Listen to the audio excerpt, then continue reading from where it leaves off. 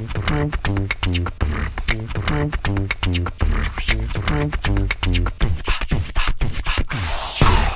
British monarchy has been a great deal of discussion lately, and I'm here to show you the past, the present, and maybe suggestions on how the future of the British monarchy is going to end up as. Let's dive in. The British monarchy had its roots in the early 10th century in small towns of Great Britain.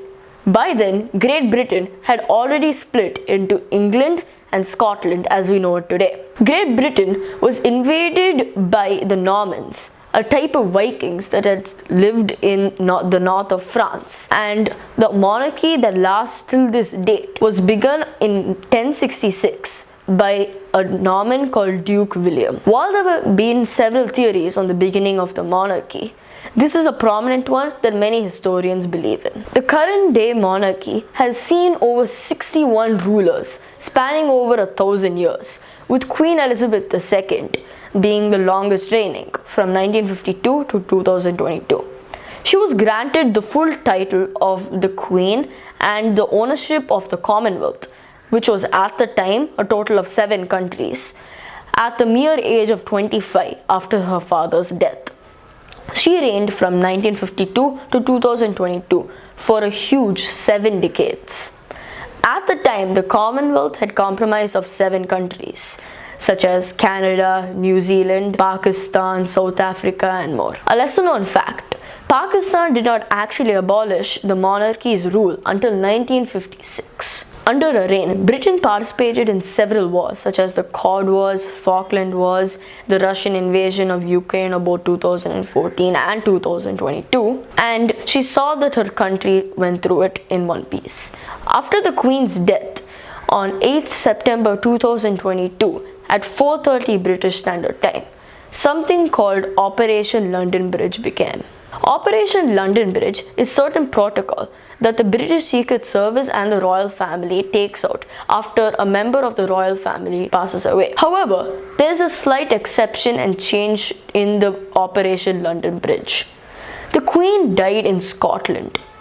Hence, the operation was retermed into Operation Unicorn after Scotland's national animal, the unicorn. This protocol follows out the second the Queen dies, and it includes the fact that while the coronation of Prince, now King Charles, will take months or even years to be completed, he will become king the second the Queen passes, and the monarchy will not be left without a leader. The monarchy stated that the Queen died peacefully, and that her cardiopulmonary health might have been weakened by the contraction of COVID-19 she experienced a year ago.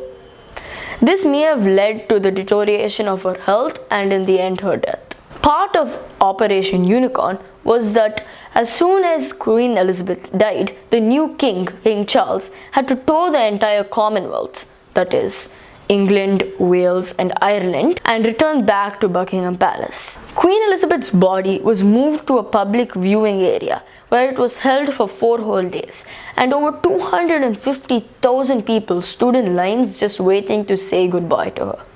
Her funeral was held 10 days after her death, and over 5,000 foreign delegates attended it.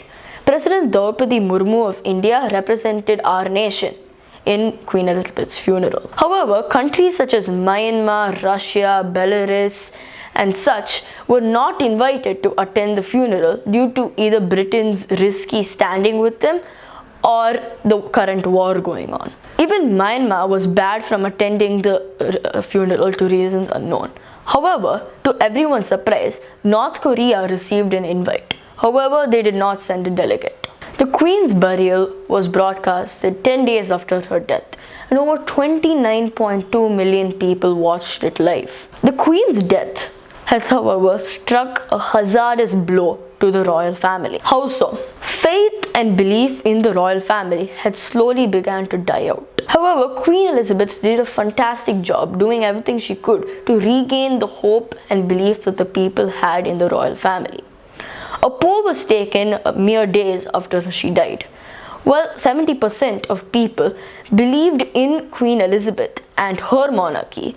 Only 50% of people approved in her heir, King Charles. faith in the monarchy has slowly begun to die out. Now, it's up to King Charles to do everything he can to carry on his mother's legacy and ensure that the 1,000-year-old monarchy doesn't die out. Will the monarchy be asked to leave Buckingham Palace due to public vote? When do you think the monarchy will fade off? Will they ever fade out? Leave your guess and opinion in the comment section down below. And don't forget to like, share and subscribe for more such videos.